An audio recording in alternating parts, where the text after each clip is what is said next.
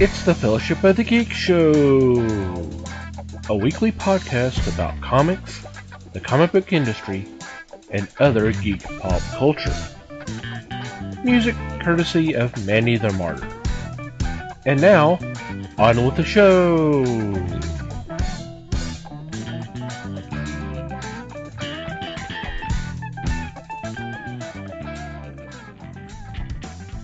Hey everybody, it's the Fellowship of the Geeks podcast. My name is Thomas Chick, and joining me for this episode is Mike Marlowe. Hey gang. And Wes Webster. Hello all. How are y'all doing today? Tired but good. Slugging my way through it. Hope everybody out there is doing okay. So what's been going on in your corner of the galaxy? Well, I've been doing that thing again where I'm like poking around places for documentaries.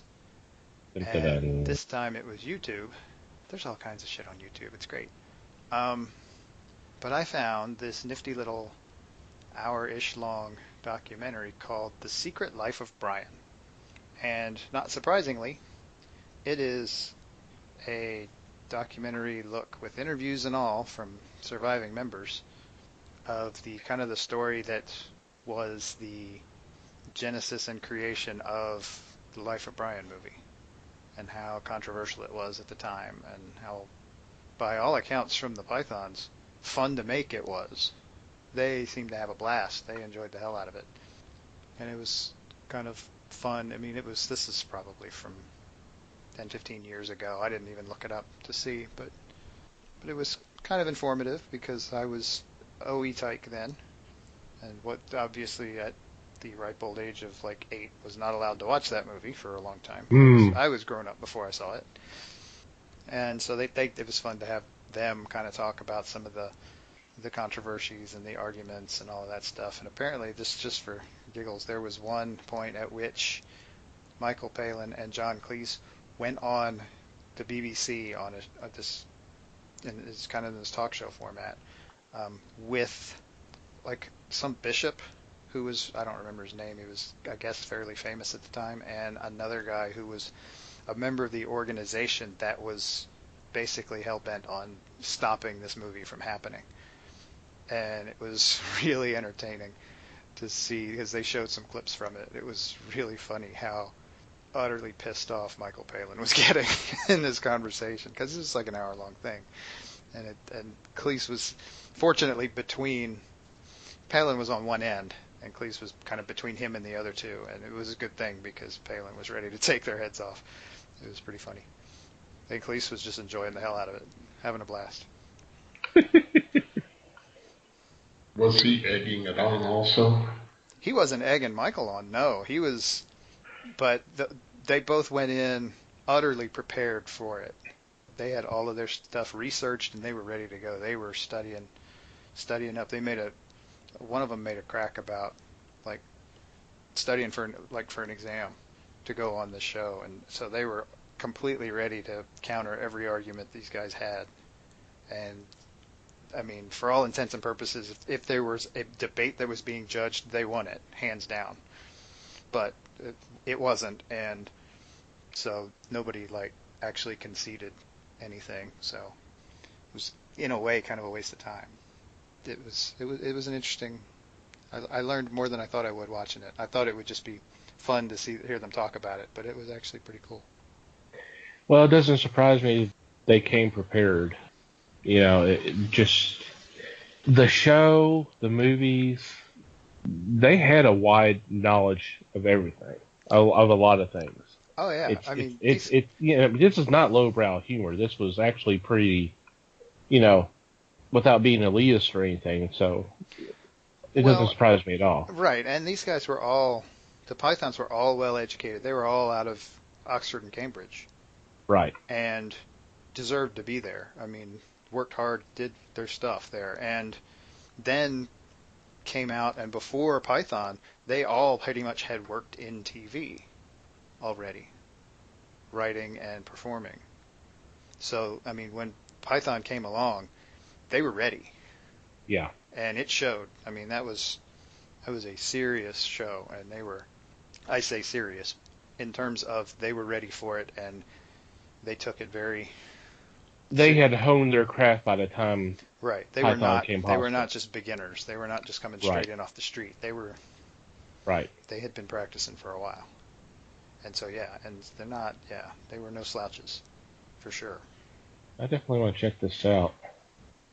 And yeah, whenever there's any kind of movie based on Christianity, unless it's done by a Christian group, there's always going to be some brouhaha about it.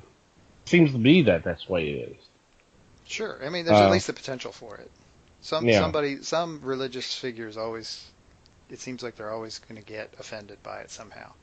Right. And I mean, the main argument for Life of Brian was, it's not about religion. Makes some sidelong references. It makes some sidelong references to Christ, very sidelong, and it does actually mock religion to a small degree. But I mean, and if I don't know, I need to watch it again. It's been a little while since I watched it. But yeah, I mean, it's a lot of the jokes are historical based, not religious based. There are some religious jokes, sure, but the majority of the movie is more about the Roman occupation of Judea than anything else. Judea People's Front. Splitters! Yeah, I'm going to have to check this out. I didn't know they had done one. Be interesting to see. Have they ever done a document? They had to have done one for Holy Grail. Oh, almost certainly. I think I've seen one for it. I've either seen a documentary or I've got the DVD for Meaning of Life, and it's got some stuff on it too. Speaking of which, I have like I think my Holy Grail DVD is a 2-disc set, so there's like a disc full of extra stuff on it. There's got to be. I want to say there's a doc on it. Okay. I don't know if there was anything that was like released separately or whatever, but it wasn't as controversial. Right. And they complained a lot about making that movie too. Oh, I bet. Life of Brian they loved. They had a blast making that. But Holy Grail was a misery. Alrighty. How about you, Les? I found 2 television programs. I may have spoken of one before. First is the one I may have spoken of before, Ghost Brothers. Ghost Brothers are 3 black gentlemen from Atlanta that investigate haunted areas. And it is fun because of the reactions. After seeing the stoic reactions of so many other shows, these guys are actually spooked by what transacts, and it makes it that much funnier. They're not afraid to freak out on camera? No, not at all. And there was a segment there was a group of them, 2 of the investigators and a guest investigator from the local town were in the basement of a house, and one of the guys stopped and said, "I can't go in there." And they said, "Why?" He said, "There's mud." And they panned down to his shoes, and they were like $300 tennis shoes or something. And he was not going to go in there and ruin his shoes. The other program I caught last night, and it's Cosplay Melee, which is similar to Sci-Fi Channel's makeup show. Makes off? Yes. In this one, they give 4 people an opportunity to make $10,000 in 2 days. In 2 days, they have to come up with the design and construction of their cosplay outfit. And these folks are serious at what they're doing. That I do not believe that they are professionals, but they turned out some very interesting work. And last night, the episode was about a new character from a space opera. So you had Guardians, Star Wars, Star Trek, and the fourth escapes my mind. But the first portion of it, in 8 hours, they have to construct a headpiece that they're going to use for their design. 3 of the people pass on the headpiece, and those 3, the fourth is eliminated, but those 3 turn around in they have 2 days to construct a new outfit. They do some fabulous work. It's hosted by Yvette Nicole Brown, who was on Community and is now on The Odd Couple. She is somewhat of a geek, and she loves judging this stuff. They also had a national cosplay figure there to do the judging. One of the pros. Third judge. I'm sorry? One of the pros. Oh, yes, pros. Okay, yes. Professionals, sorry.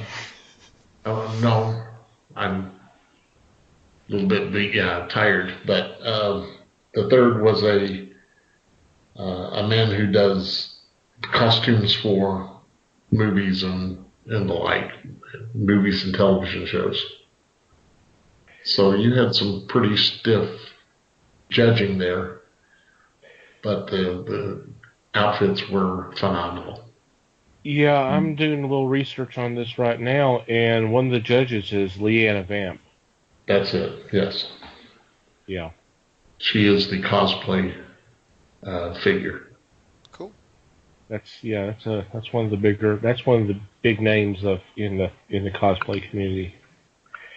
Well, this sounds a lot better than Heroes of Cosplay that they did a couple of years ago, where they were doing in the background type situation, watching and filming the people doing their work. Yeah, it was where this is more of a competition type thing. Heroes of Cosplay was more kind of a reality where, they have to get their costumes ready for an upcoming convention, and it's this, that, and the other, which I was not exactly a big fan, and there were several reasons for that. But this sounds interesting. Yeah, and it kind of makes sense because like you already mentioned, the Face Off and a couple of other shows that Sci-Fi has done. It's kind of consistent. It's pretty cool. Yep. It was enjoyable. And going back to your first one, Ghost Brothers, are they professional hunters, or are they just guys who just happen to be brothers or are they just, They are not siblings. Okay. So the brothers, okay. All right. The main guy owns a barber shop. So they are not like ghost hunters that came on the scene and more or less left their roto-rooter jobs to become investigators full time. Right. These guys just, one will come in and say, "Hey, I heard about this place." And I go, "Okay, let's go." Okay, so these are amateur investigators. Okay, Yeah. I don't have a problem with that. That's okay, because when you first started talking about how you kind of enjoyed their reaction of it and not being just so, oh, what was that noise, and be so calm and collected. That's one of my problems with the show Most Haunted, which I don't think anyone shows anymore. That was originally BBC. I don't remember how I first came across that show. It was I saw it before I even knew anything about ghost hunters. But here supposedly, a former actress, although she was still kind of acting, and in these others, the investigators try to do it seriously.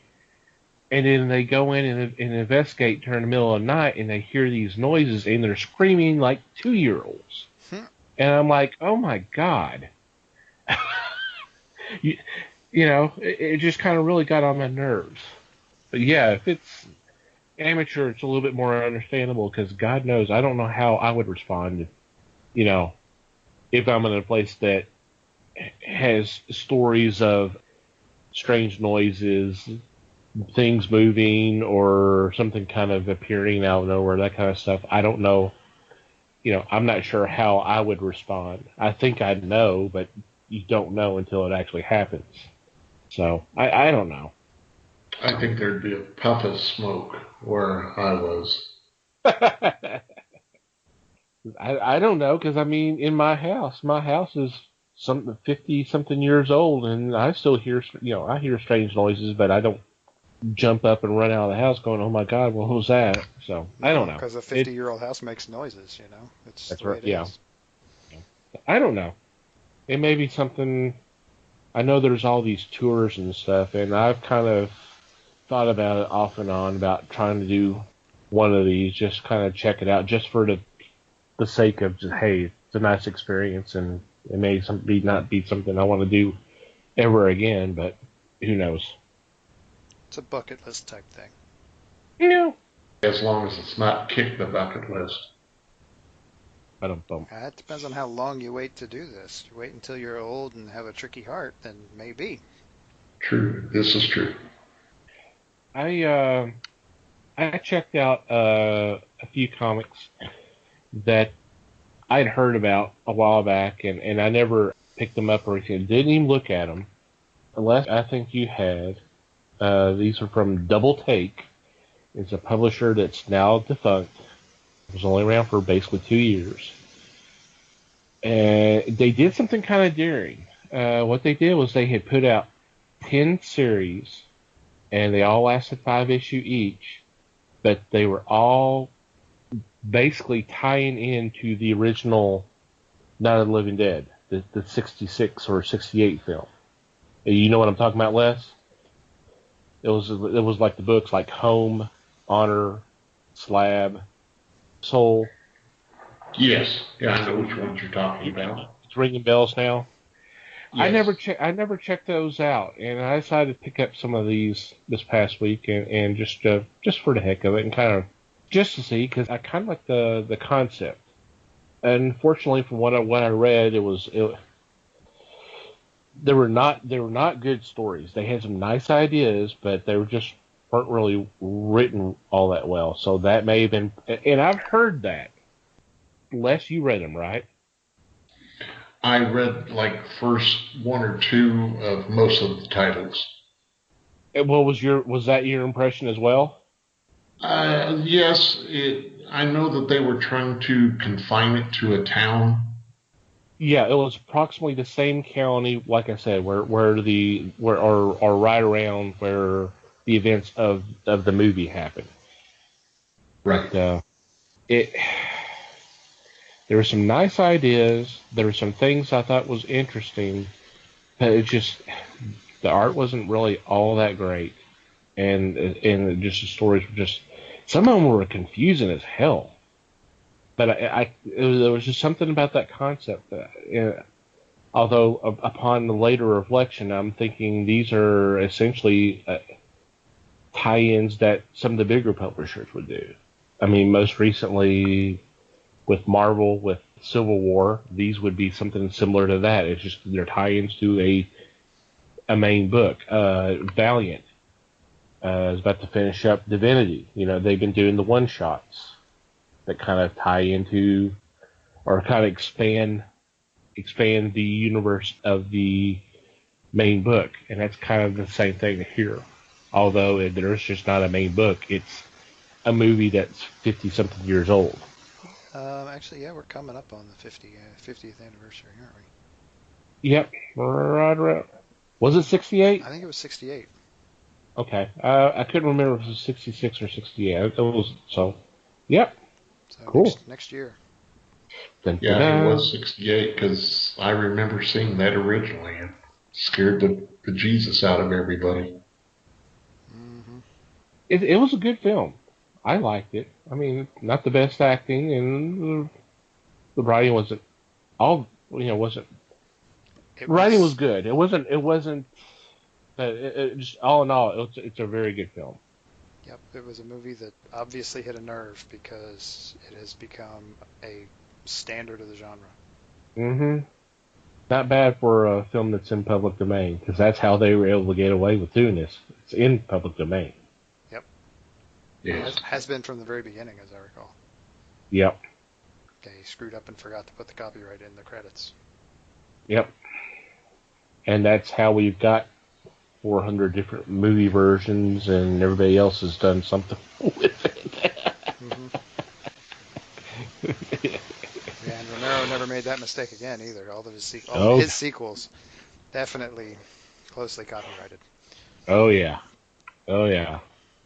But he had the foresight to put a trademark on or he registered his Night movie, did he not?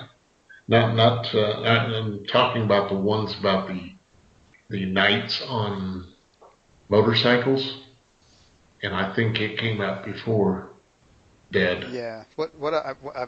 Again, I've seen a documentary on it. I know, shocking, right? But yeah, and when he talked about it, it was just an honest mistake. They just forgot to put it on there for Night of the Living Dead. So yeah, it wasn't something that they didn't know to do. It was something that just got left off. Which is a shame. Yeah. Yeah, I mean, he managed to make himself a pretty good career afterwards, but yeah, it is kind of a bummer that he didn't get to kind of profit from that at all. Yeah. Given how it was shot in such a shoestring manner, and they were struggling budget-wise to get it done at all, shooting on the weekends and people working free and stuff.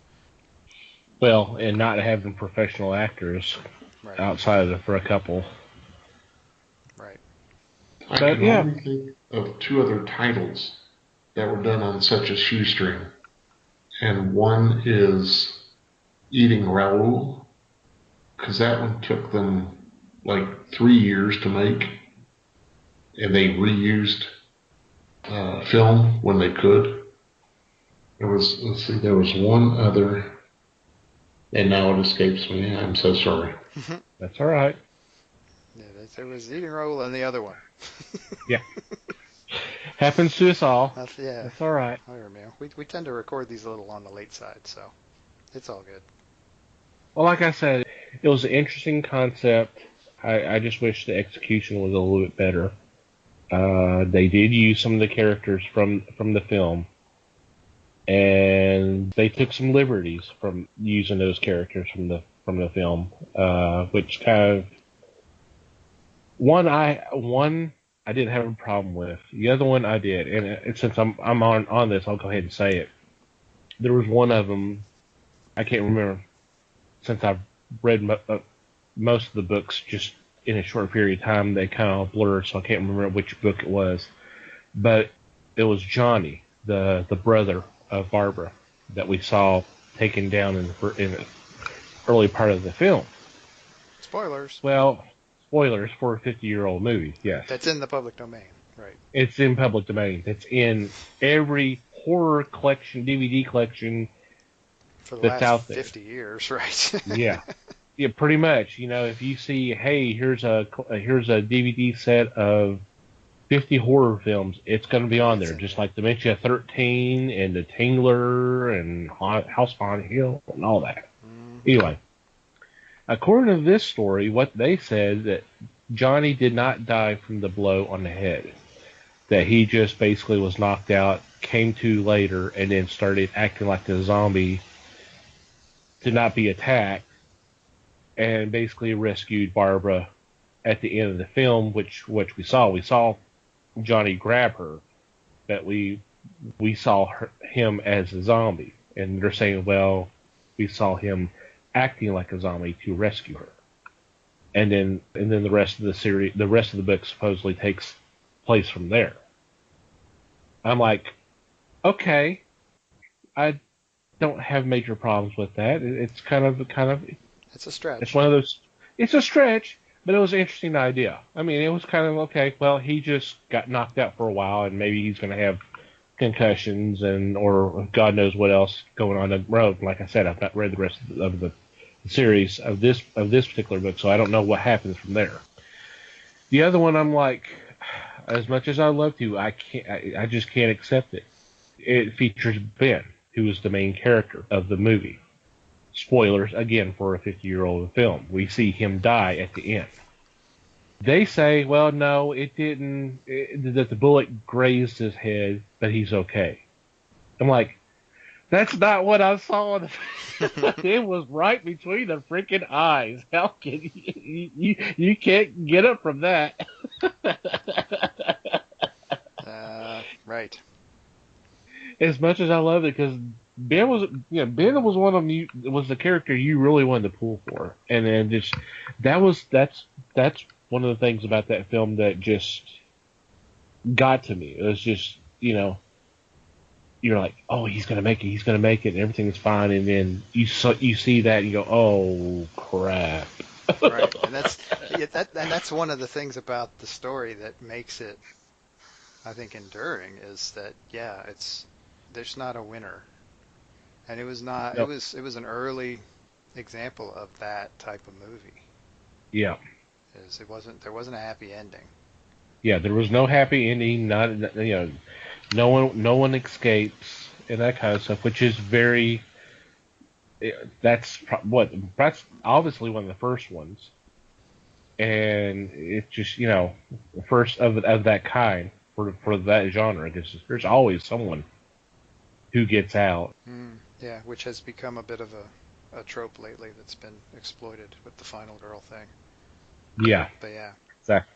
Yeah, and I will contend that one of the reasons that Ben was as likable a character as he was honestly because he was acting circles around pretty much everybody around him in that movie. Yeah. That guy put. Oh, I wish I could remember his name off the top of my head.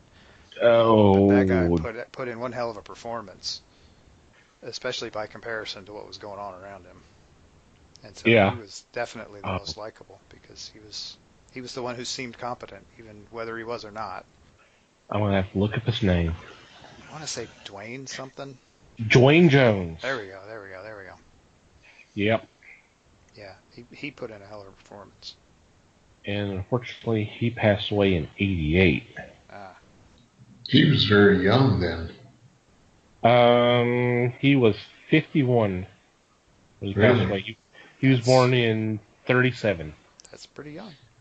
He did not do a lot of films. That was actually his first. That was his first film. Yeah, I don't think he was an actor before that. Yeah, but yeah, he was good. Wrong, but I don't think he was. Oh, I didn't know this. Hey, here's a little bit of trivia. There is a character named Dwayne Jones in The Walking Dead. Nice little shout out. Nice. Yep, that's pretty cool. Okay, we need to save some of this stuff for the 50th anniversary episode we're going to do next year for this movie. Oh yeah, definitely. Definitely. Make your notes now. Yep. Making notes now. Alrighty, so before we get into this week's topic, let's take a couple minutes to thank our sponsors for their support. First off, I want to say thank you to Make Mine Indie. The new spring catalog's out. It's been out for about just a little over a week. Came out at this point it's going to be 2 weeks. From the date of recording for this episode. From the date of recording, it's been out about 8 days. By the time you hear us, it'll be almost 2 weeks. Right. But yeah. It's a free PDF or CBZ catalog, about 114 pages, full of previews, reviews, interviews of print, digital, and web comics that are put out by indie publishers. If you go to our website, www.thefellowshipofthegeeks.net, and click on our sponsors tab, scroll down a little bit, and you'll see a link there to where you can go and download it. And like I said, it is free. A lot of cool stuff there. Man, just some really good stuff. I still haven't had a chance to check out the new catalog. Have you seen it, Mikey? I did flip through it the other day, and yeah, again, there is a lot of really cool looking stuff in there. There's some stuff that is definitely worth checking out. I need to take a look and see what I'm going to try to track down. Yeah, I know. Because some of the stuff is not not necessarily available through Diamond. I mean, some of it is available through some bookstores. There's a couple of them that are available through some of the bigger chains, and some of it's on Amazon. Yeah, but there's contact information for everybody in there, and it's just a matter of finding a spare minute to track it down and get hold of it, because there's some really, really cool looking stuff in there. I know there was several titles out of the winter catalog that we actually reviewed for the website. So, and it was from publishers that we were not aware of until this happened. So, yeah, so. Yep, and some of those publishers make a return for the spring catalog in there as well. So. That's awesome. That's awesome. So go check it out. Go download it, and check out Life on the Indie side there. We also want to thank Things from Another World for being a sponsor of the Fellowship. Got some great deals going on. By the time this comes out, a lot of the big monthly specials will be over with, so that I'm sure there will be some new ones, and we'll have all that information down for you. But the evergreen deals are still there, obviously, for evergreen, such as 40% off on comics, statues, toys, and merchandise, 30% off pre-order manga titles, and 50% off Nick and Dent comics. So while you're on our sponsors tab, just scroll all the way down, click on either one of the images that you see there. That'll take you to their website, lets them know that we sent you their way, and take advantage of some of these great deals. And thank you, Things from Another World, for your support. Mm-hmm. Okay. This week we've been kind of touting a little bit. This is our first Q&A episode. We are taking a couple of the questions that we had received from you. I just wanted to hear what y'all wanted us to answer, and we appreciate the feedback that we did get. So let's just go ahead and take our first. Go ahead. Yeah, go ahead, Mikey. We're putting you guys in the driver's seat. There you go. That's right. We're letting you be the boss. Just for this one. Not like all the time or anything, you know. But if it goes in the ditch, it's still our problem. That's your opinion, sir. I don't know about this. I bet we can disclaim a whole lot of stuff. Oh yeah. They made us do it. Mm-hmm. I was only following orders. Oh, God. Alrighty, let's go ahead with our first question, and it came from our friends at Crazy Town Podcast, who you can follow on Twitter at the Crazy Town Pod. That's all one word, so go check them out. And the question is, if you could only watch one movie for the rest of your life and had to watch it every day, what would it be? Who would like to go first? I'll take this one. Alrighty. I would probably say I would want something amusing. So I would probably watch It's a Mad, Mad, Mad, Mad World. Okay. I've seen it so many times already, but there's always something new that makes me giggle every time I see it. And that features all of the comedic actors at the time. Every single one of them. Just about every single one of them. And this is 65 that came out? Yep. Mm-hmm. I know I've seen it, but I know it's also been a long time since I saw it. Yeah. And that was one I would like to see on the big screen. I saw it when it first came out, but I would love to see it again. Well, I'm sure we can. Do they have a suggestion box down at the Alamo Drafthouse?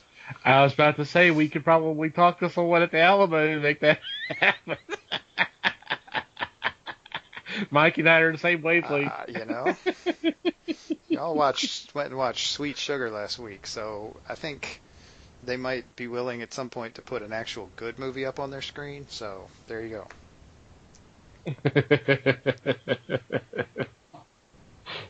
That's a good choice. Thank you. That's a very good choice. They're just, even the cameos in it are amazing. The Three Stooges as the firemen. Firemen, yep. Buddy Hackett and Mickey Rooney with Jim Backus in the airplane. Jerry Lewis going out of his way to run over Spencer Tracy's hat that blew out the window. Yes. And laugh about it. And laugh about it. See, you know this is a comedy because there's no way in a serious movie would Spencer Tracy's hat ever blow off his head. Right.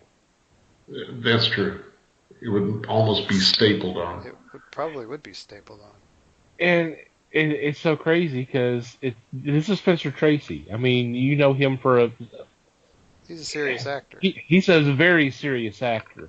And for him to be around all these comedic actors and be just as crazy as they are, it's kind of fun. It's a nice little change of pace, and I'm sure that's why he did it. That's a very good choice. It's a good movie. How about you, Mikey? All right.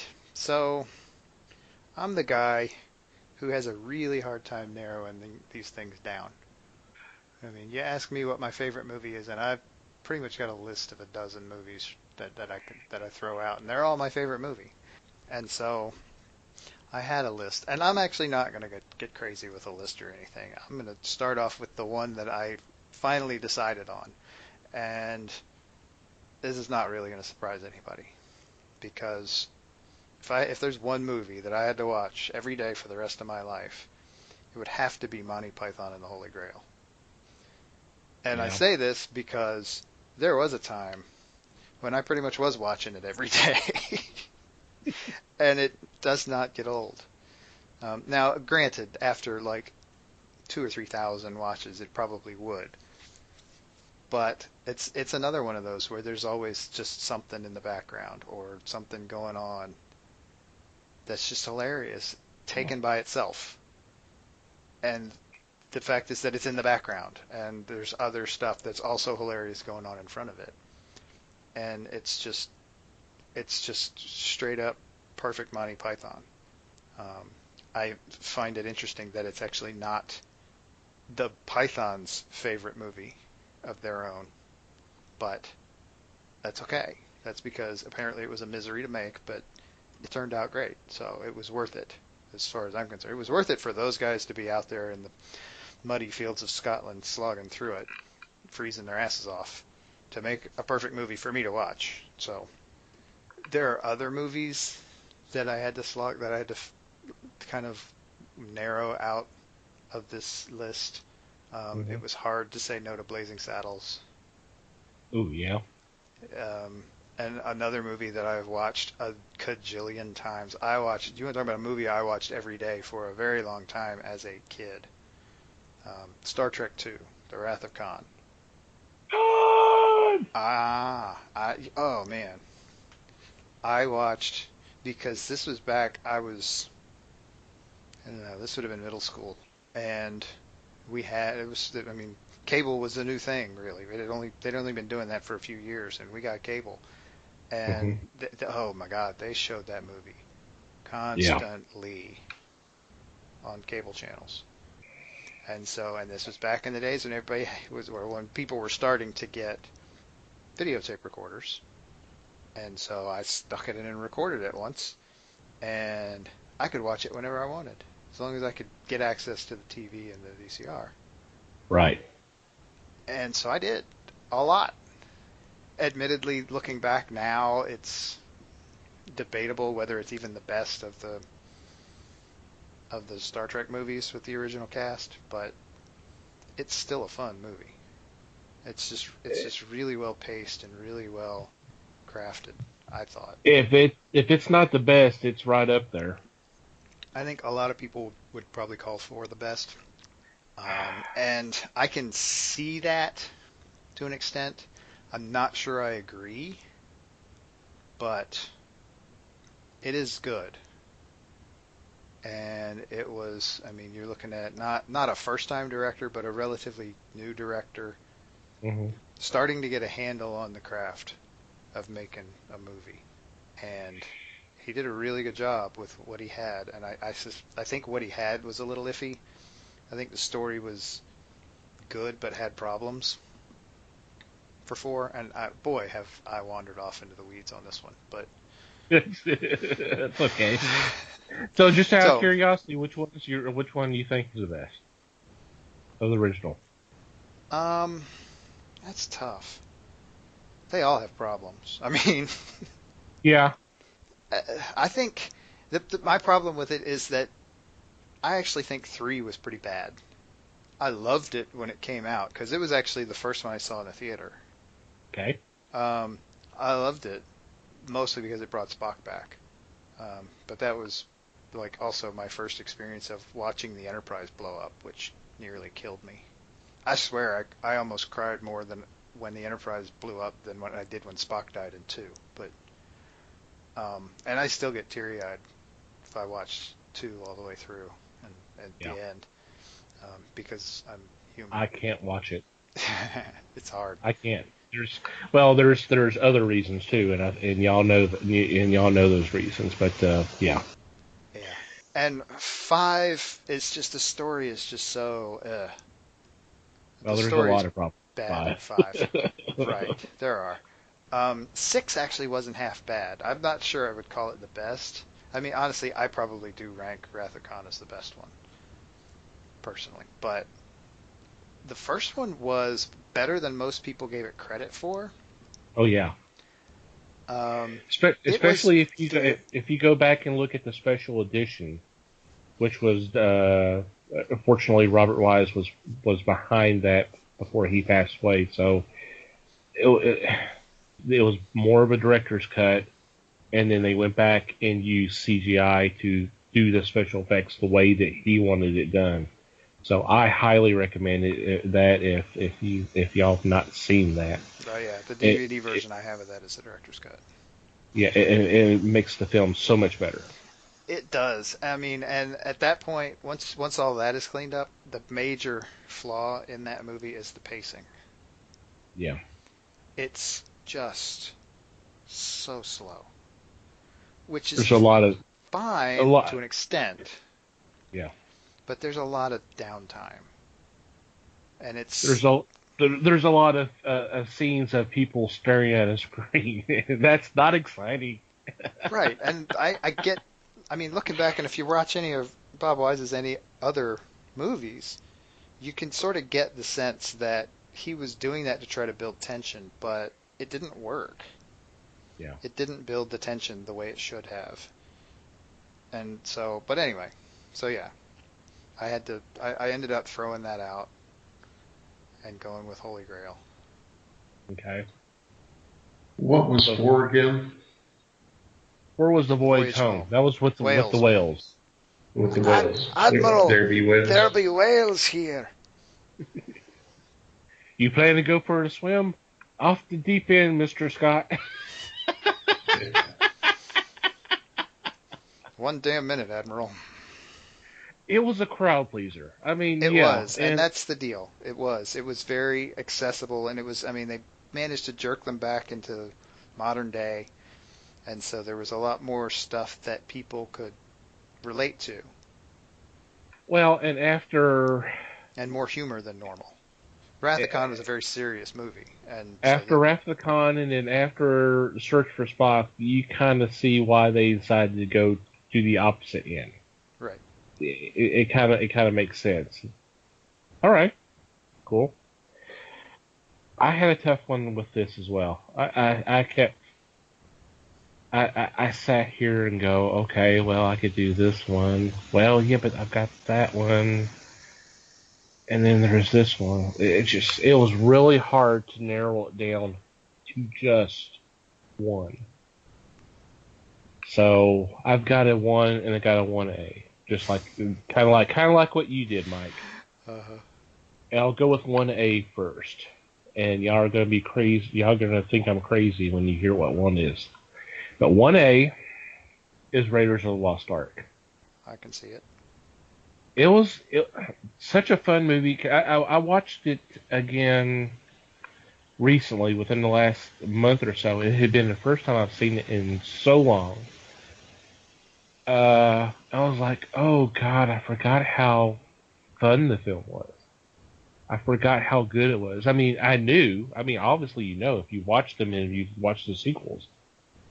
But it was just kind of a nice walk back down memory lane and go, oh my God, this was such a fun film. And remember when I saw it for the first time and all that kind of stuff. It's a hell of a popcorn movie for sure.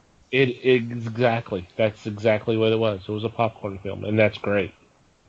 But to answer this truthfully, I've kind of already been doing this anyway recently because it seems like it's on every time I turn the TV on, and I'm like, okay, well, it's on, so I'll sit down and watch it. It's got a nice mixture of a little action, humor, horror. It's not a great film by any means, but it is sort of a popcorn film. And so since I have been watching it every day, I have to go with this one. Tremors, the first one, with Kevin Bacon and Fred Ward. You know, I don't think I've ever seen that movie all the way through. It's fun. I mean, it's very much in the spirit of 50s sci-fi. There's a little cheese to it, but it's just, you know, like I said, it seems like it's on all the time, and I just sit down and I may not be able to watch all of it due to commitments and stuff, but I will watch most of it. So I'm like, I'm already kind of doing it anyway, so. Good choice. I like that. So, I gotta track that down and watch it then, because yeah. I mean, I've heard about it for years, but never really sat down and watched it. Not only is it as far as those guys, Reba McEntire, which was one of her earlier films before she got her own show. You got Michael Gross as her husband, who is the gun enthusiast that need to beware of the government and all that kind of stuff. So that was kind of a cute thing. And of course, this is a role he continues for the next. Well, we're about to have 6, so it's the same role he's done for all of them. Wow. So he and I can't remember her name. She was the girl in Jurassic Park. Laura. No, the kid. Oh, I don't know the what kid. His name is. Yeah, she's actually in this one too. This predates Jurassic Park by a few years. So I mean, she was really a kid then. This was like one of her first films. She's in there. Cool. So yeah, it's a fun film. Alrighty, that was fun. Let's go ahead and move on to question 2. 2 comes from our friend of the fellowship, Troy Rogers, and he later talked to me and said that he proposed this question because of the things we have said about some of the comments we have made in prior podcasts. So here's the question. The year is 1997. George Lucas hires you to write an outline for the Star Wars prequel trilogy.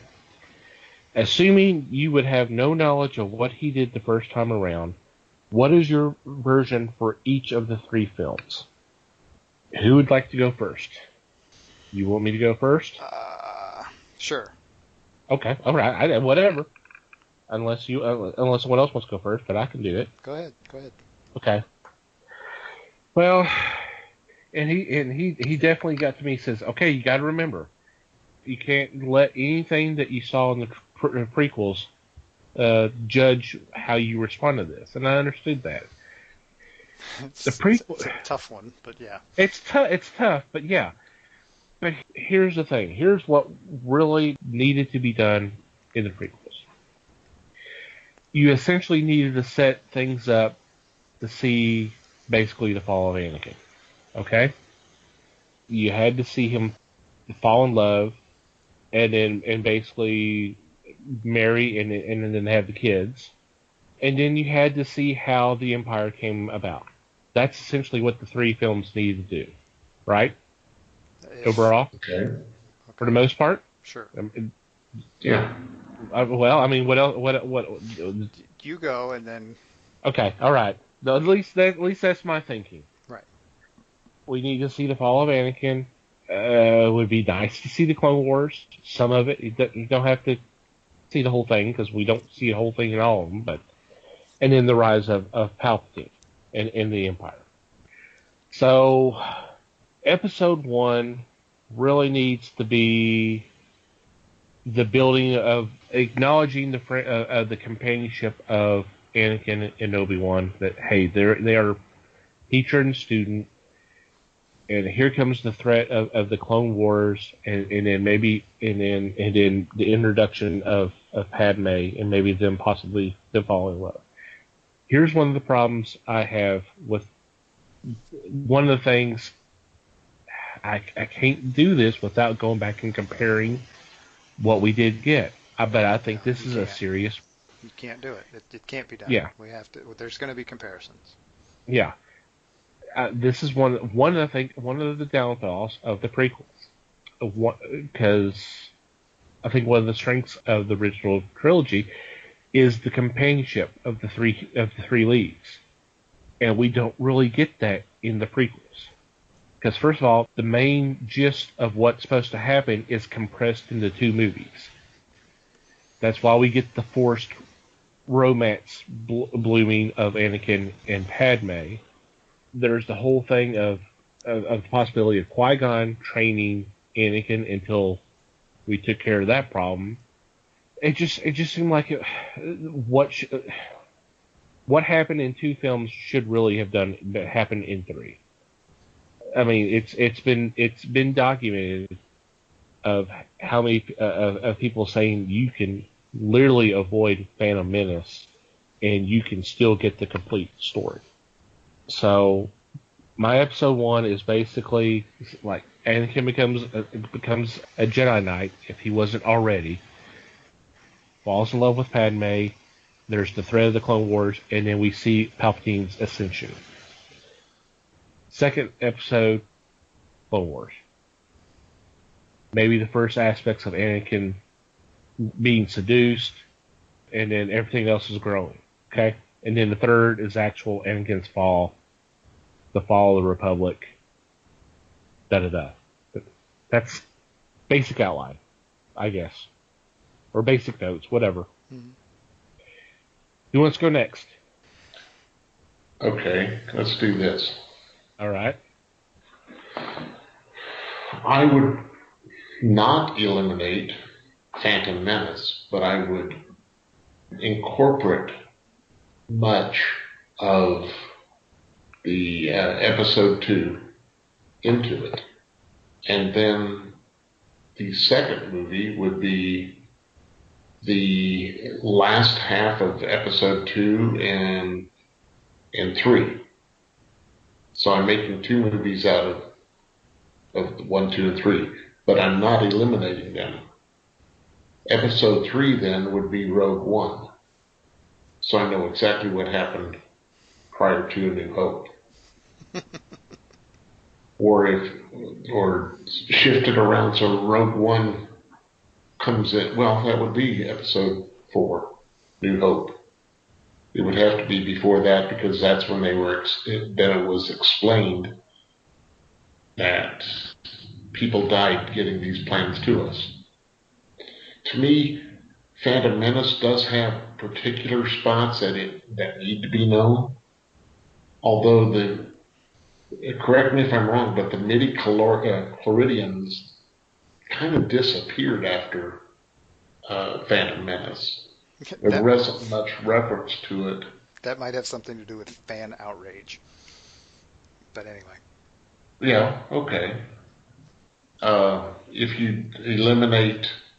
Well, but we don't know that it exists, right? We could do the Dom DeLuise shots from Blazing Saddles, make it a big stage production with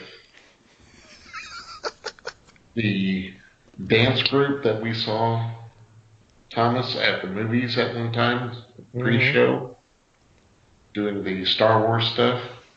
Okay. If that doesn't drive away the people, I don't know what will. Wow. But I'm thinking that to me, you have to have part of Anakin's background and how he suffered, and then go on to part of 2, but ask George not to be involved with the love scenes. And then, now the question is, right. the question is, can we ask Hayden Christensen not to be involved with the love scenes? But anyway. Oh, please. Exactly. That's just a scary thought. Well, He's stiffer at acting than Groot. And Groot. Well, that could.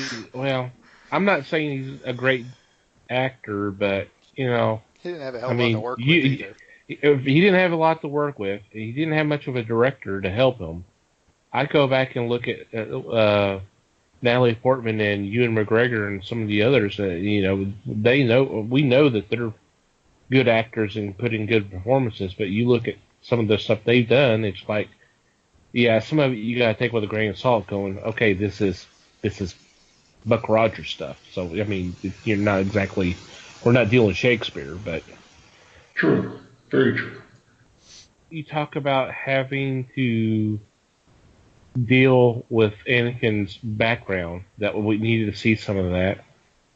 I would say the same thing that a lot of people have a problem with Rogue One. It's like, people talk about, Rogue One wasn't necessary because everything was pretty much explained in the crawl for New Hope. Anakin's background could have been exposition. Obi-Wan saying that I found, just like he did in New Hope. He found him. He was a great pilot. The Force was strong with him, and I thought, hey, he could possibly be a Jedi, so I'm going to train him. I mean, yeah, you can go into a little bit more details if you want to. If he was a former slave and that he was freed and that kind of stuff, but we didn't have, you don't have to see everything. I mean, some stuff can be explained in a couple of lines and dialogue, and we move on. Especially since at least half of it was dumb. Okay, I'm sorry. I can't. I don't want to take over. You'll have your moment here. Right. Well, okay, and I may have to have a rant session here. Just that's okay. Prequels, but I will try to actually follow the instructions first. Right. What were you saying, Wes? Well, the gentleman from the State of Confusion will yield the floor to Mr. Morrow.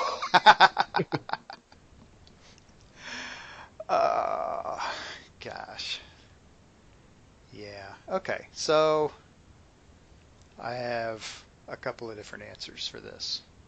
Okay. My first, and probably the answer I feel most strongly about, is the first thing I would do in response to George when he comes to me and says, "Give me a prequel, give me an outline for these 3 movies." I would do my best to talk him out of it. I would honestly tell him this is not a good idea. To do this simply based on the idea of setting up Darth Vader is a terrible idea. This completely violates what the original trilogy was about. Because what you are ultimately doing is you are taking the bad guy and making him the good guy for some damn fool strange reason. You're making him sympathetic, yeah. You're making Anakin Skywalker the focus for your story. I'll call it a story because I don't want to keep using the word trilogy. For the story that you're writing, you're making Anakin Skywalker. This is not going to end well, boys and girls. You can't not know that. This is you are essentially making the villain the good guy. This is not Star Wars. This is something else. So don't do that. Do something else in this universe. Build the world. Don't build the character, because the other thing you're going to do is you're going to ruin Darth Vader.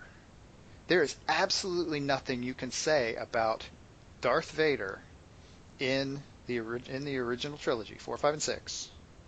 There's nothing you can add to that that's going to make that be more interesting. Honestly, it's the mystique. And that's, I mean, watch friggin' A New Hope. It's the mystique. Darth Vader literally spends 9 minutes on screen. And he makes a horrendously huge impact. Mm-hmm. Because he's only there for 9 minutes. If you make him the star, that's not a fun movie anymore. That's a really weird, dark, twisted movie. And that's what freaked a lot of people out about Episode 3. But again, I'm just going to stay on topic here. We'll get to that. So my suggestion is to scrap the Anakin story. And I'd say let's go back about 200 years into the past here. What is essentially the height of the Old Republic. And let's make a fun and cool story there. Because it gives you, it's part of the history. It's still part of, it's a prequel, sort of. And you've got this universe to play in. And it's this phenomenal universe that people have loved for generations. You said 97. So 20 years, this is one of the top grossing movie franchises in history. Everybody loves Star Wars. Make a new Star Wars story based on something else.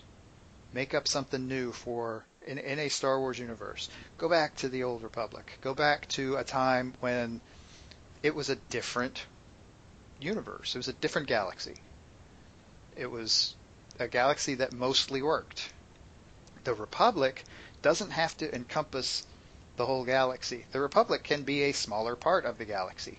It can be a third. And you can have other stuff going on outside of the Republic, and and something happens and there's a problem. And so what happens? They send a Jedi or something to go investigate or to go do something. So you get a Jedi involved that way. I honestly think you don't want there to be a lot of Jedi at any given time. So not only are you only going to send one Jedi, and he or she is either going to have friends that goes with them, or he or she's going to meet somebody there and make friends. Because Jedis are nice guys, and that's what they do. But there's some bad thing over there going on. Jedi goes, makes some friends along the way, has an adventure or 6, and defeats the bad thing that's happening. You can spread this out over 3 movies. You could do it in one movie. You could spread it out over 3 movies, make it interesting, pull an empire, have things turn, and the Jedi has to do some sort of forced retreat or whatever, and then regroups in Episode 3 and does his thing. And what you're doing there is you're building more of the mythology without ruining what you've already built. And I'm saying this in a somewhat dramatic fashion. I'm not claiming that the 4, 5, and 6 are ruined for me because I know too much about Anakin and Darth Vader. That's not true, because I can still watch 4, 5, and 6 by themselves. And yes, there are things that worked in Lucas's trilogy fine. There's a lot that didn't. And a lot of that is based on, I think, Tom, you said something about, made a comment about Buck Rogers. That's that space opera thing. And you can do that with not Darth Vader. Even pre-Darth Vader, Darth Vader, it doesn't make sense for him to be a really good, wonderful person.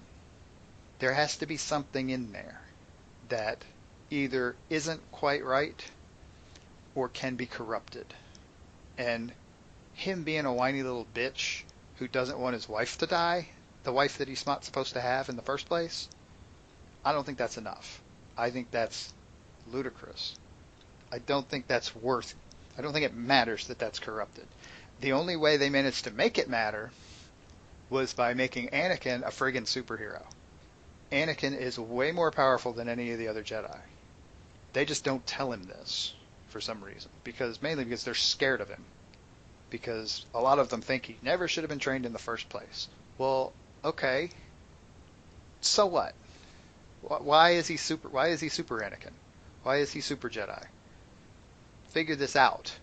Don't just sit there and wait for him to destroy you all, because you're all at least guessing that he's going to. And yeah, I think that they went way too far back into Anakin. They didn't need. There was so much stuff. I agree with you, Tom. There was just no need for. That was the half of the Phantom Menace that didn't need to have existed, in my opinion. To kind of bounce back to Les as well. That's not the time frame to introduce the character of Anakin Skywalker.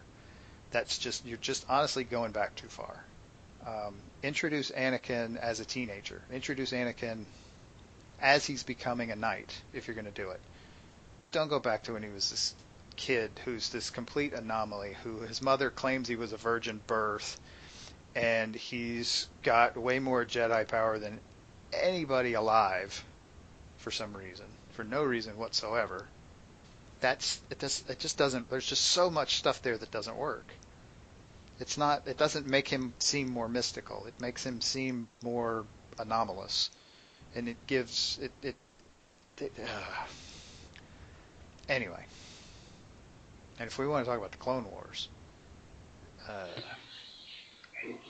that whole, I'm fine with the orchestration of a war by a Dark Lord of the Sith. That's fine. The concept of the clone army is dumb. Not the army itself. How it came about. That's a dumb idea, in my opinion. Not dragging you guys down with this necessarily. I'm taking all this on myself. The clone army was a dumb idea. So we're gonna this Jedi, who nobody really seems to remember, disappears, missing, presumed dead. But what he really did was he snuck away, and while he snuck away, erased part of the Jedi library, especially all of the stuff relating to this one planet that's they're like the foremost cloning planet in the galaxy. And he goes to this planet and he orders a bajillion clones, because someday we might need them. Except that there's an exact schedule for this. And we're supposed to deliver these clones basically on this date, 20 years in the future, or whatever the hell it was. And orchestrate things so that Obi-Wan finds it. Okay, so we've got this clone army sitting here, more than 1 million soldiers. What are we supposed to do with that? Who paid for that? Don't think those cloners work for free, boys and girls. They don't. Where did this come from? Oh, well, this Jedi who supposedly was killed 20 years ago wasn't really killed. He showed up here and did this. What? Okay, so what are we going to do with these clones? Well, wow, how coincidental that we just happen to need an army all of a sudden. What? I'm all for the long con, but shit, man, let's do this in a way that makes sense.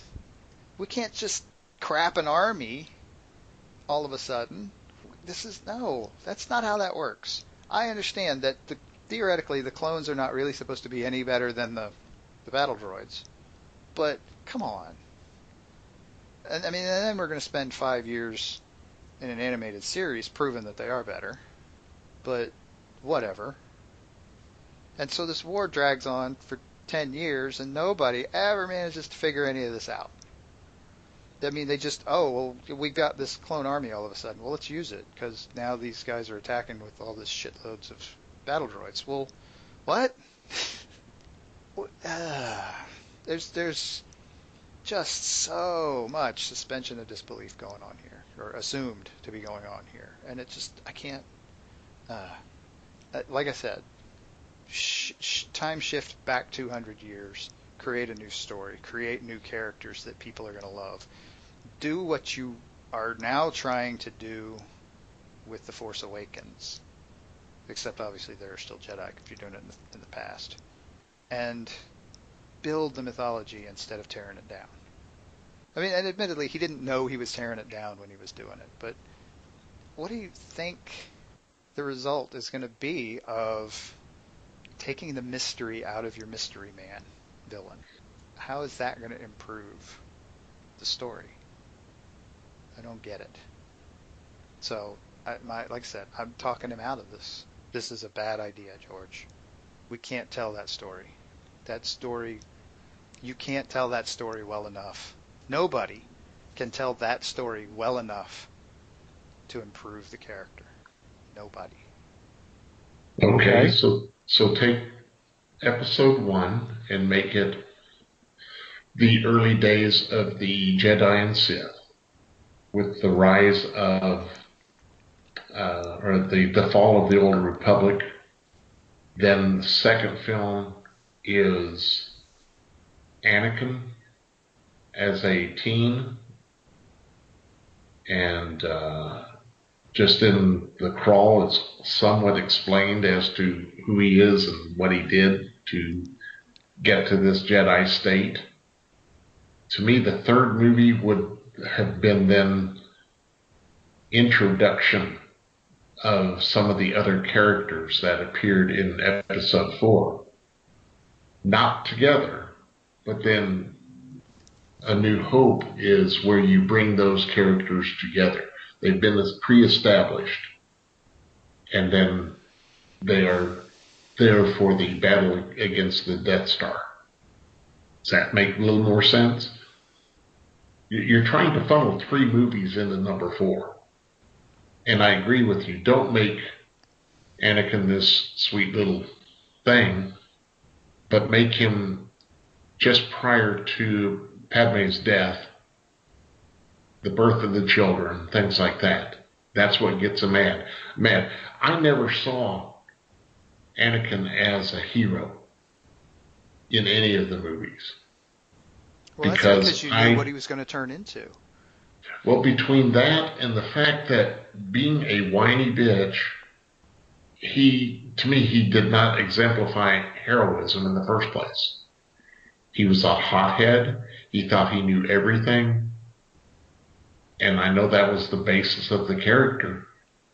But even before that, I didn't see him as even as a child, I did not see him as a person that you would want to hug and say everything will be all right.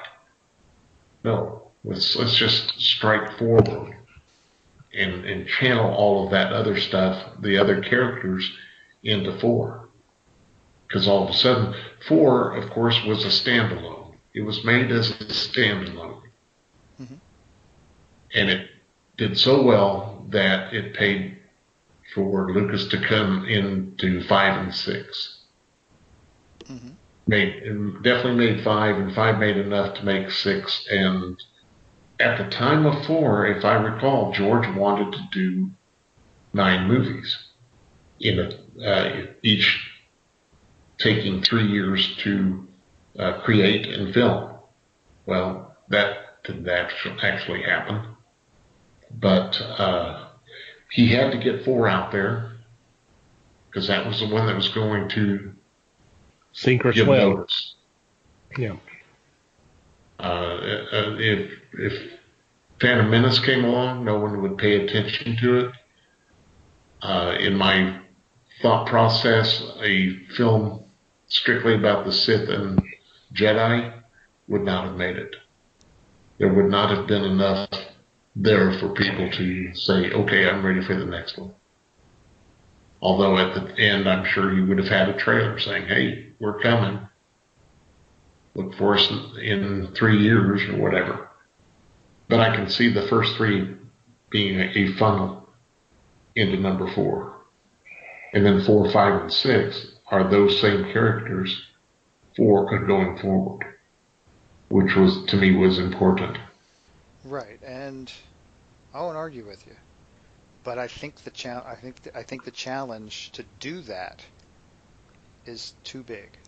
I don't think it's possible to do that effectively in a way that doesn't have negative effects on the original trilogy, on 4, 5, and 6.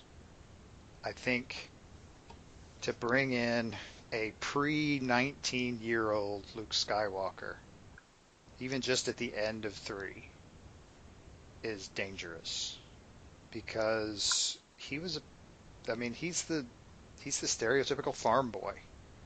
His life is not interesting before 4. This may not be true of Leia, and it almost certainly isn't true of Han. But I think you've already got 4, 5, and 6 as a standalone group. I mean, essentially a story there. To fiddle with the beginning of the story for any reason, you're risking having a negative effect on the story as a whole. And I just don't think it's worth it. You know, like I said, you made the most lucrative franchise, the most successful movie franchise in film history. Call it good. It's done. You won. Walk away. Do something else. Do something in the same universe. That's fine. Make a different Star Wars story. Great. People would love to see that. But if you tie it to the one that got you there, you can't improve that. How are you going to improve the greatest franchise in movie history? What can you add to that story that makes it better? What can anybody ever add to that story that makes it better? I contend that the answer is nothing. There's nothing you can do to make that better. You can answer some questions, but if you do that, you're risking, again, having a negative impact on your story. The questions was a big part of, the unanswered questions was a big part of the story itself. Not knowing anything about Darth Vader became an important part of The Empire Strikes Back.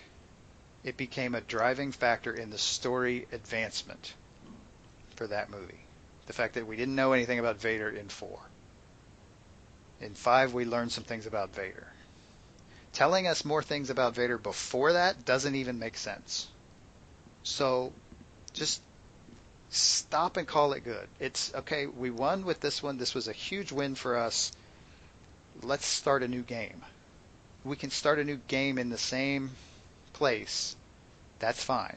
Doesn't matter at that point. By the time we get to 1997, there's enough expanded universe that we can do anything. And people will eat it up because there was all kinds of stuff coming out in the expanded universe and people loved it. So go that route. Play with an expanded universe. But don't touch the gold mine. Leave the gold mine alone. It's still making you money. Let it be. Is it important then to expand it the other direction? Into the future? Yes. That's fine. With 7, 8, and 9? Well, I mean, I don't know if I can agree with the word important there. I don't know that it's important to do it in either direction. Is it feasible? Sure. Yeah, go on and tell your story for 7, 8, and 9. That's fine. Because you're not screwing with the history. You're not messing up the story that was. Okay. You take a character 20 years in the future, and they can, at that point, make entirely different decisions than they made 20 years before. So yeah, I mean, if anything, it's easier to move into the future. To take Luke Skywalker into the future, and it's a future in which he screwed up rebuilding the Jedi Order. Okay, how's he going to react to that?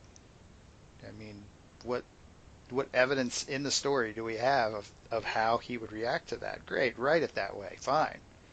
That's very doable. But going backwards is hard. If you're going to go backwards, you've got to stay away from the history you've built, because you can't make it better. I mean, it would be that. I mean, this is a bit of an esoteric example, but how often do you read stories of alchemists trying to turn gold into something better? No, that's bullshit. They're trying to turn crap into gold. Why would you try to turn gold into something more than gold? Doesn't make sense. True. Anyway. To me, 7 was good, but to me it also rehashed 5 and 6. You had ice, you had forest. In this case, you had a Death Star that was the planet itself. There's where I have the problem with it. To me, I agree with you. 4, 5, and 6 is fine. Walk away. If you're not going to tell the prehistory or the history prior to 4, then don't take it any further. And if you needed to do that, if you needed to tell the prehistory of 4, then how could you possibly have made more money than God with 4 by itself? It was the first and only movie in 1977. And it made a shit ton of money. Why do you need to, what can you possibly need to tell to build up to that after the fact? It doesn't even make sense. I mean, so to that extent, Rogue One doesn't make sense either. And I'll be the first to admit I haven't seen it. I'm not sure I want to be honest, from what I've heard about it. Doesn't sound like a Star Wars movie to me. It sounds like a movie set in a Star Wars universe, but it doesn't sound like a Star Wars movie. So, whatever with that. It doesn't... I feel like I'm just repeating myself at this point. I must be done ranting. I don't know. Maybe that's telling you that it's time that we wrap this up and maybe move on. That's probably the best thing we can do at this point. Okay. Well, I mean, that was interesting talk. Definitely. Hopefully Troy thinks so. Well, we'll find out soon enough. Any final thoughts from you, Les? Because I think we've got Mike's final thoughts. No, I'm okay. I think I babbled enough. So okay. Well, I'm sure we'll pick this up to some degree in a few weeks when we do our 40th anniversary of A New Hope. So, yay, more Star Wars talk down the road. Cool. But I would agree with you that, about possibly the prequels being maybe not necessarily having to be Anakin's story, that it could have been something early days of the Sith or the Jedi or the Art of the Conflict or whatever. That would have been, I could see where you're coming from with that. I hadn't thought about that. I kind of stuck with doing. You just did what George told you to do. Yeah. Well, I mean, and here's the thing. I'll say this before we wrap things up. Everything from the original trilogy, everything that was kind of associated was the adventures of Luke Skywalker, because it was Luke's story. And with the prequels, as you said, he turned the story to Anakin, saying the whole thing is essentially Anakin's story. It's just the last half of it is through the eyes of his offspring.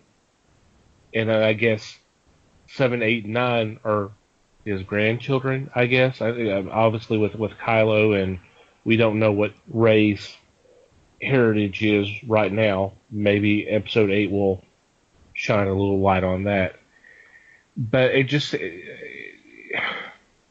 Did it really have to be anyone's adventure, anyone's story? I mean, we told Luke's story because it was essential to the universe. He changed what happened in the universe by him and the rebels eliminating the Empire. But you can go say, well, that's kind of what the opposite of what Anakin and Palpatine did before. I mean, I don't know.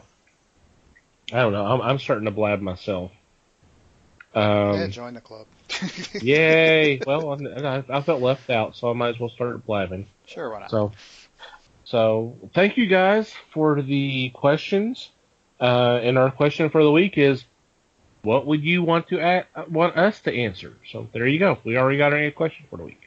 What do you want us to answer? So we're going to take a little break, and we'll come back with our weekly picks.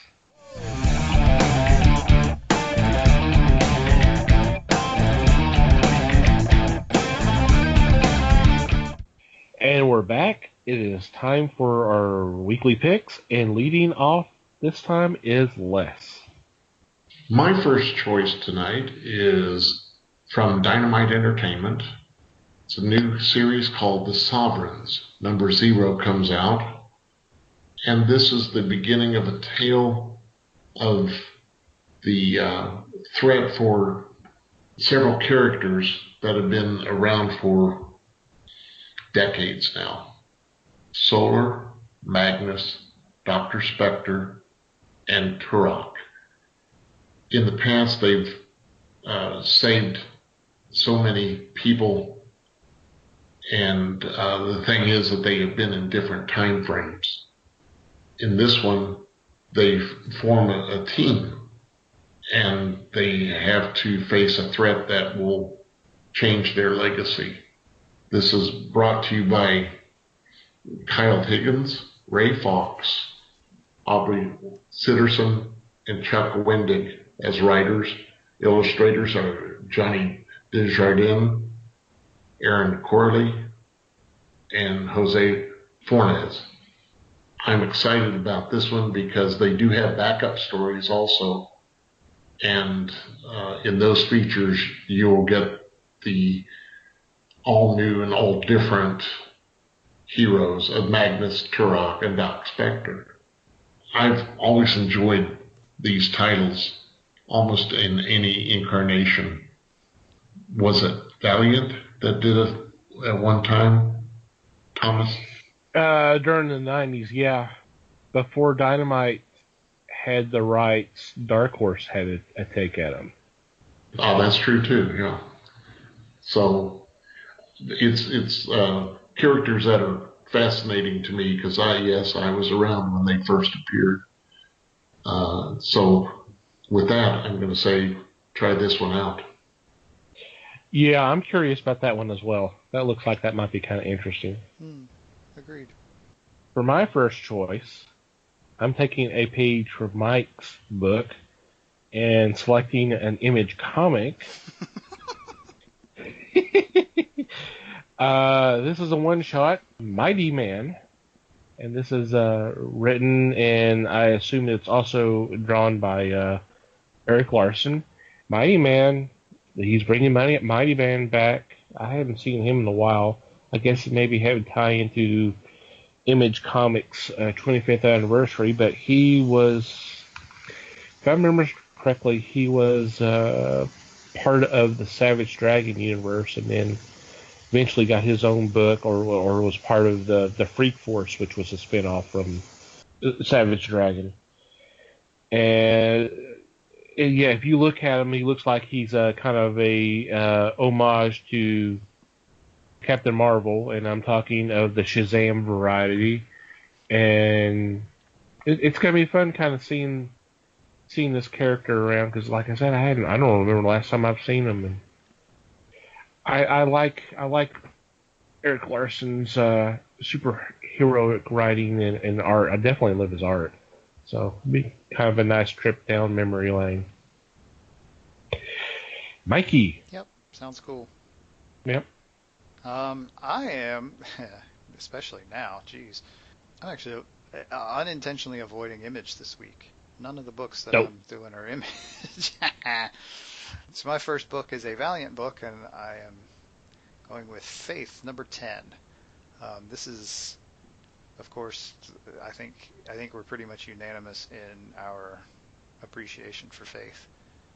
And this is the start of a new arc, so huge chance to jump on board. And apparently with this arc, or at least some of the bad guys that she's faced recently are teaming up against her. So yeah, if that doesn't sound like fun, I don't know what's wrong with you. So just like I said, this is a good jumping on point, so check it out. It's a fun book. I hate to say it that 12 is the last issue of this run, but it's been so popular that she will not be gone for long. So, but yeah, definitely now's the time to definitely get on. I'll get on this series. The trades are available for the miniseries and at least the first story arc of this run. I know are out now, but definitely check out this book. It's a fun, awesome book. Les. For my second choice, I'm taking Courier #1. This is first of a 5-issue series from Zenescope Entertainment. The writer is Ralph Tedesco. The artist is Anthony Spey. This is a future story, and in this, less than 1% of the population had survived a pandemic virus, and half of those who lived were immune, while the other half mutated into something else, something subhuman. This is to have taken place in 2033, and decades later, when this story of Courier begins, the world has rebuilt itself in many ways. The rich live in areas that definitely segregate themselves from the vast wasteland. The rich live in what they call the strongholds, and the vast wasteland is between the strongholds in various forms. So you've got a Judge Dredd feel about that part, and you've got a feel of the movie that came out, was it last year, about the people that lived in the ring up above the earth. Do you remember that one? Oh, Elysium. Elysium, thank you. That was yes. A couple years ago. That was like 14, I think. Okay. And that, to me, this is what the feeling they're giving. They're separating the two groups. And of course, in the wasteland, you're faced with gangs and mutants, and some pirates, things like that. The main character is Eve Harper, and she is considered one of the best couriers, and the couriers run between the strongholds. In this 5-issue series, she is trying to find a missing shipment for a dangerous drug dealer, and she's got to think on her feet. She's got to do the MacGyver for this series. She's got to be ready and come up with quick solutions to what she faces.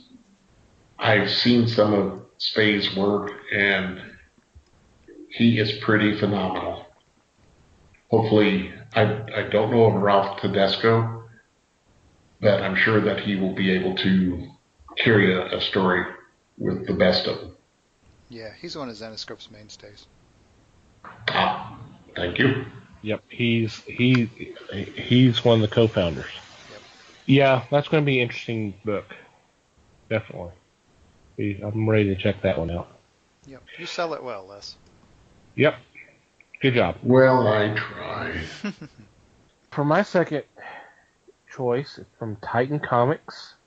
It is Doctor Who, the 12th Doctor, Ghost Stories, #1. Written by George Mann and illustrated by Yvonne Not Pudge Rodriguez. Sorry, that's a little local joke.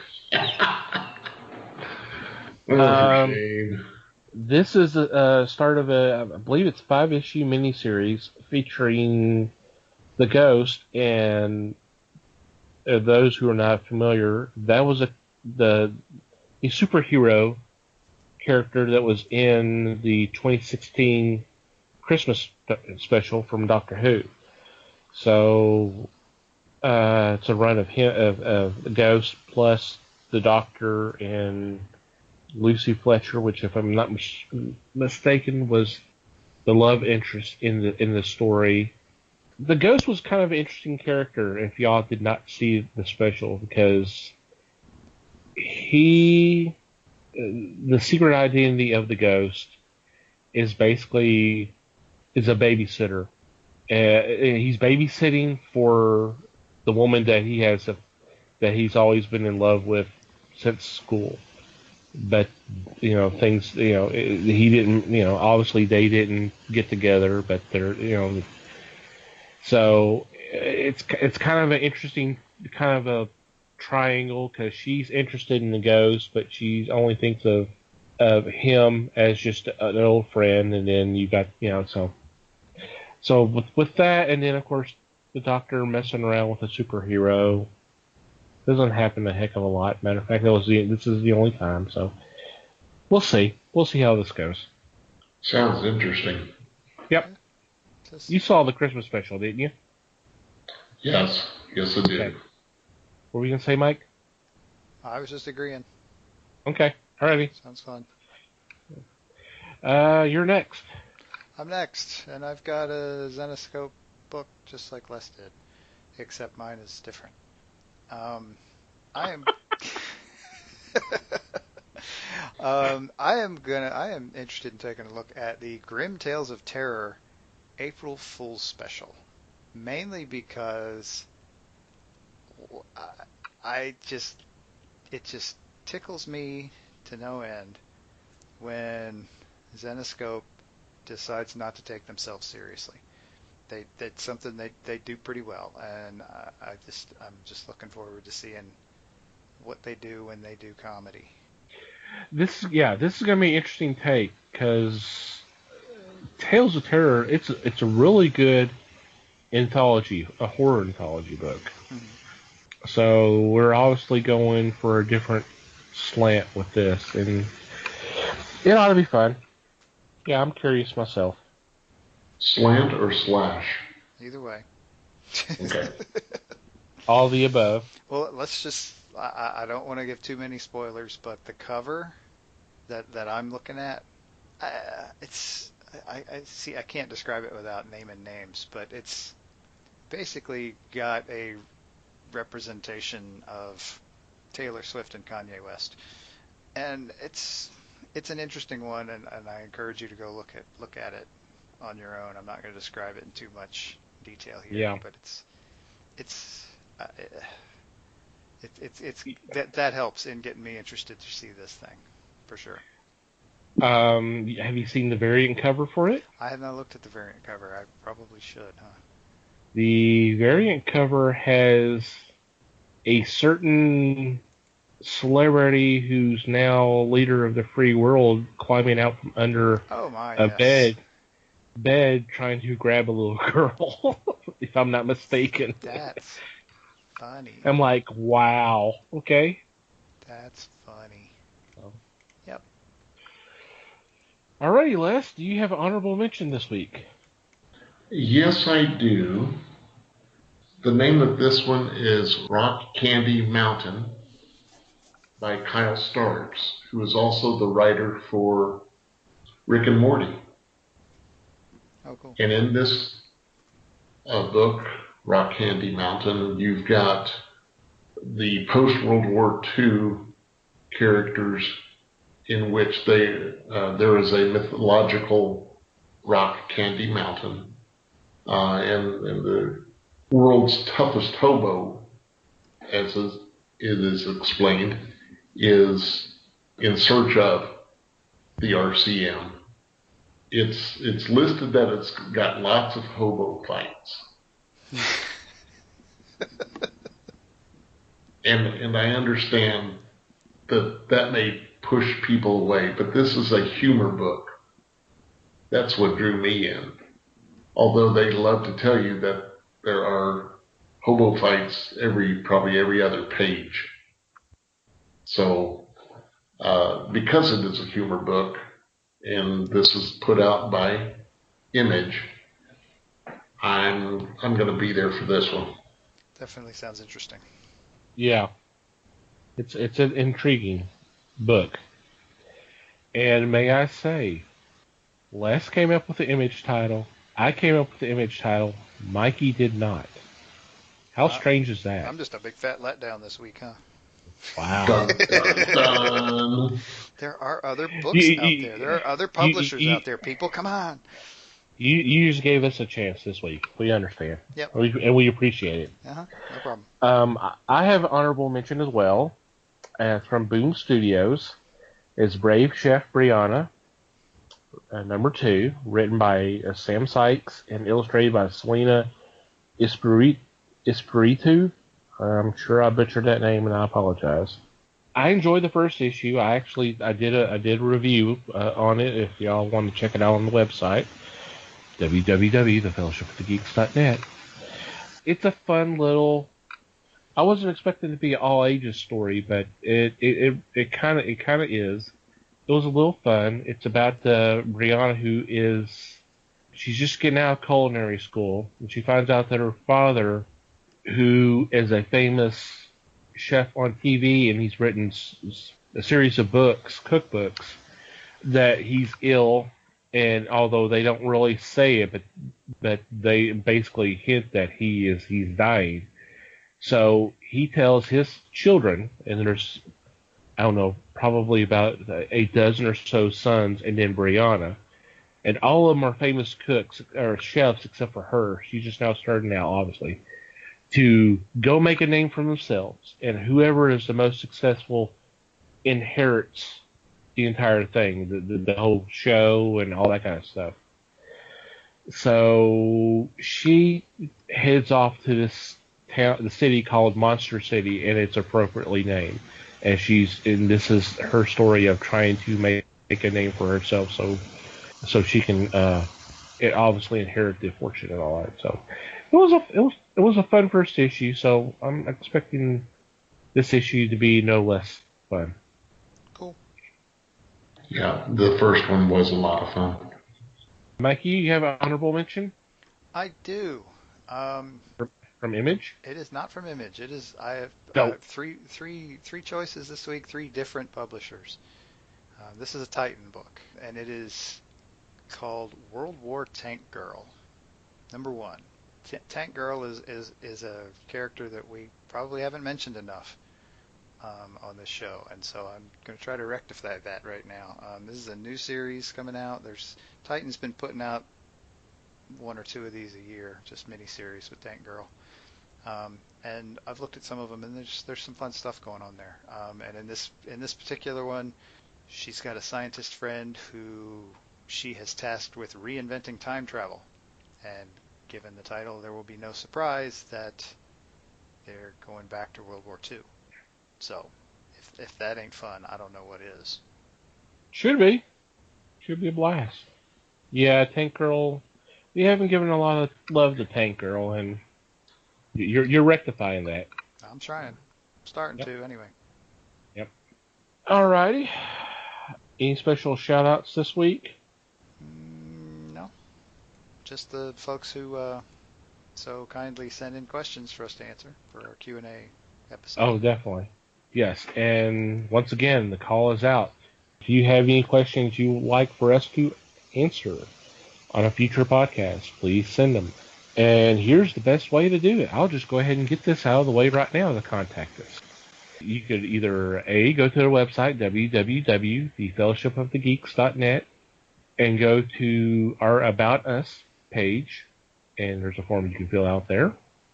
Or you can just simply shoot us an email at thefellowshipofthegeeks.net, or you can contact us through social media. We're on Facebook, The Fellowship of the Geeks, or on Twitter, at Fellowship Geeks. Just go ahead and shoot us a message, a question there, or what the heck, you can send it to either Mikey or me on our personal Twitter pages. Mikey's account is at Mikey Geek, and mine's at Tom TC Geek. So go ahead and ask away, and we'll thank you in advance. Mm-hmm. So let's get to our regular shout-outs then. First off, as always, Manny the Martyr for the wonderful music they provided for us for our podcast. Cool guys, awesome musicians. Go check them out. We'll have a link in our show notes. And, of course, if you go to our podcast page on the website, www.thefellowshipofthegeeks.net, click on the podcast tab. There's going to be a logo there. That'll take you to their page. So go check them out. Thank you guys, as always. And I've already mentioned that we're on Twitter. And also, there is Podern Family. Hashtag Podern Family. Great group of fellow podcasters who retweet not only our links to our episodes, but to other family members of the podcast community. Great group of people. We appreciate their support. There's a podcast on anything you can think of. So just go to Twitter. You don't necessarily have to have an account. And just do a search. Hashtag Podern Family as one word. And just check it out, and you'll have a good time. There's some really good stuff out there by some really creative people that are awesome, and we appreciate their support as always. And finally, of course, you, dear listener, thank you for downloading. Thank you for listening to our episodes. It's much appreciated. And as always, we encourage your feedback. I've already told you the best ways to get a hold of us, but I'll do it again. You can always cover bases. Email at thefellowshipofthegeeks.net, or go to our website and click on the About Us tab. And once again, the website is www.thefellowshipofthegeeks.net. On Facebook, The Fellowship of the Geeks, one word, and at Twitter, at Fellowship Geeks. And of course, once again, Mikey's is at Mikey Geek, and I'm at Tom TC Geek. So just follow us and just say hi, and we'll say hi back, and thank you for following us and all that good stuff. And wherever you download our podcast, whether it's iTunes, Google Play, or Stitcher, it would be much appreciated if you would rate us. And if you have an extra couple of minutes, possibly a write review, it would be great. We are also on YouTube. Obviously not to download, but unless you want to, but you can definitely listen to us there. So please do, and it would be much appreciated. Did I miss anything? Nope. Don't think so. Okay. Any final thoughts before we sign off? Oh, just thanks, everybody. That's what I say too. Thank you very much. Thank you, everybody, for listening. We love you guys. We appreciate the support as always. And I hope y'all have a good week. Until next time, read more comics and support your local stores.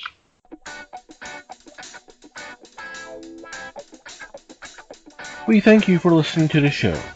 Comments, suggestions, and questions can be sent to email at thefellowshipofthegeeks.net. You can follow us on Facebook at The Fellowship of the Geeks, and on Twitter at Fellowship Geeks. Until next time,